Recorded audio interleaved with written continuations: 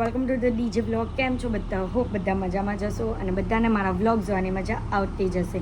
તો જો તમને મારા વ્લોગ જોવાના ગમે તો બધાને કહેજો, અને નહીં ગમે તો ફક્ત મને જ કહેજો.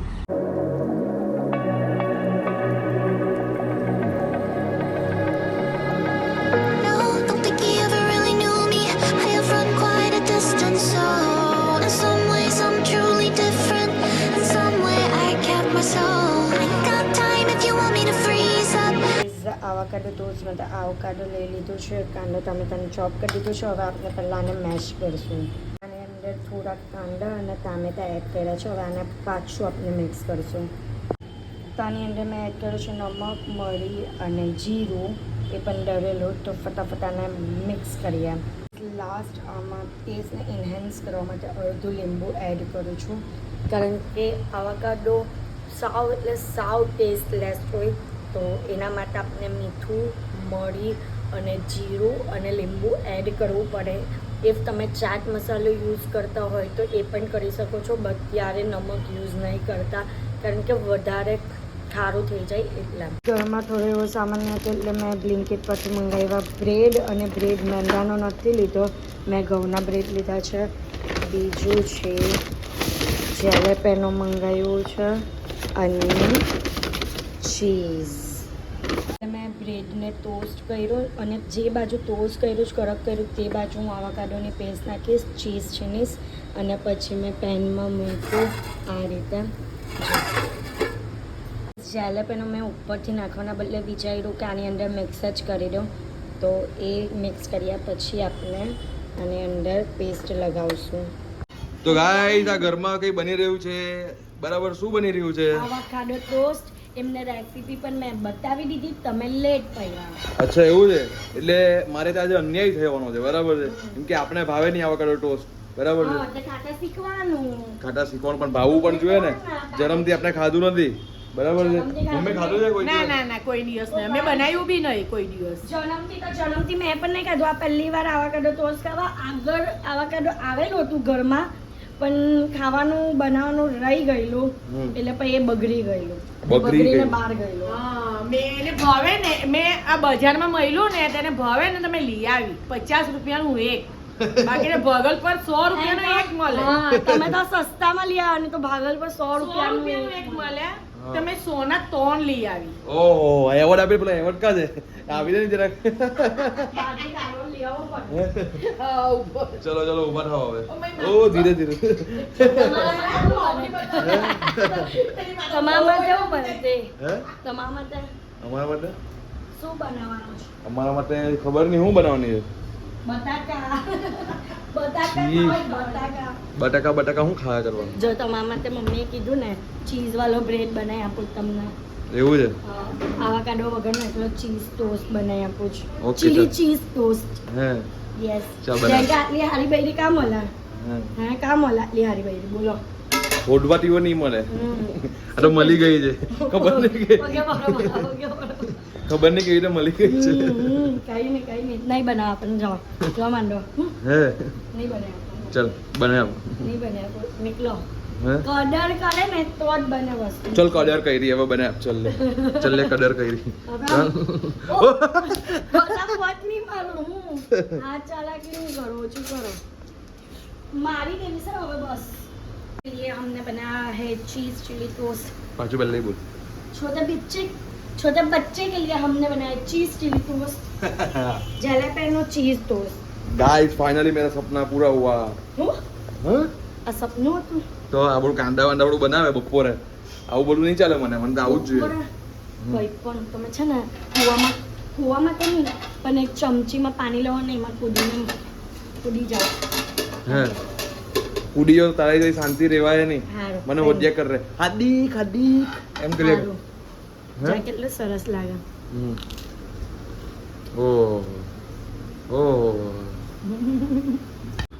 તો ગાઈઝ અત્યારે હું રેડી થઈ ગઈ છું નવરાત્રિ માટે, અને હું અહીંયા આવેલી હતી તો ખાલી હેરસ્ટાઈલ કરાવવા માટે અને વેક્સ કરાવવા માટે, પણ આખી જ રેડી થઈ ગઈ. અહીંયાથી જ રેડી થઈને હવે જઈશ, પણ પહેલાં ઘરે જઈશ, પછી હાર્દિકને લેશું અને હાર્દિકની સાથે પછી જશું. અને આજે કઈ જગ્યા પર રમવા જઈએ છીએ તે તમને બતાવીશ, તો વ્લોગમાં એન્ડ તક બન્યા રહેજો. તો ગાઈઝ હું ઘરે આવીને હાર્દિકને મેં લઈ લીધા છે, કારણ કે હાર્દિકને કાયમની જેમ લેટ થાય એટલે આ વખતે પણ એને લેટ કર્યું છે અને હું ઓલવેઝની જેમ પહેલે રેડી હતી. ગાઈઝ આ છે અમારા પાસ અને અમે બધા ભેગા થઈ ગયા છે અને હાર્દિકના લીધે કાયમ લેટ થયું છે. મારું નામ નહીં આપતો. તમારા લીધે જ થયું છે. એવું? હા.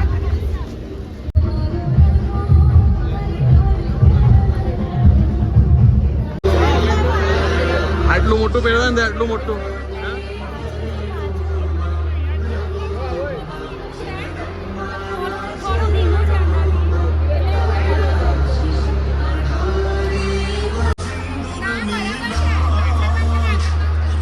क्या बात है.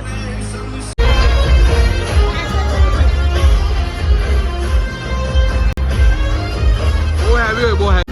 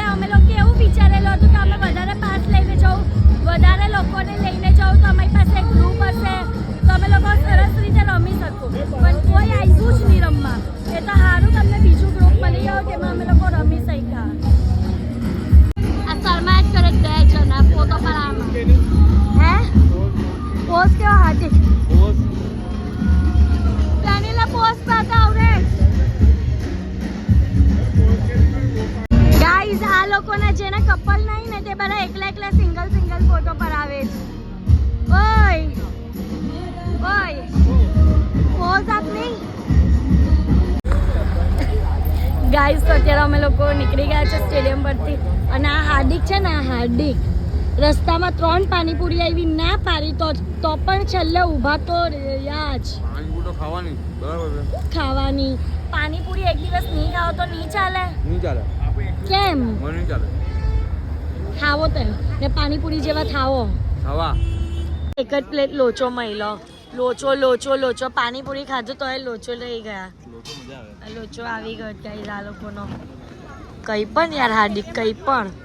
અહીંયા બધા બેસી ગયા છે જમવા માટે. તમે વિચારો અમે 4 જણા જ કેમ ટ્રેડિશનલ છે ને બાકીના આ લોકો કેમ વેસ્ટર્ન છે? હે વેસ્ટર્ન કેમ છો? ટ્રેડિશનલ કપડાં નહીં. આઈડિયા નહીં હતી અમને. આઈડિયા નહીં હતી. કેમ આઈડિયા નહીં હતી? કીધેલું તો હતું કે રમવા જવાનું જ. એ જુઠ્ઠું બોલે છે. મેં એને ફોન કરીને કીધું હતું કે કુર્તો પહેરજે એમ. પહેરજો તો એમને કીધું કે ના હું શર્ટ પહેરીશ. જોયું હવે કુર્તા આવતા નથી અમને એટલે બહુ ફિટ પડે છે.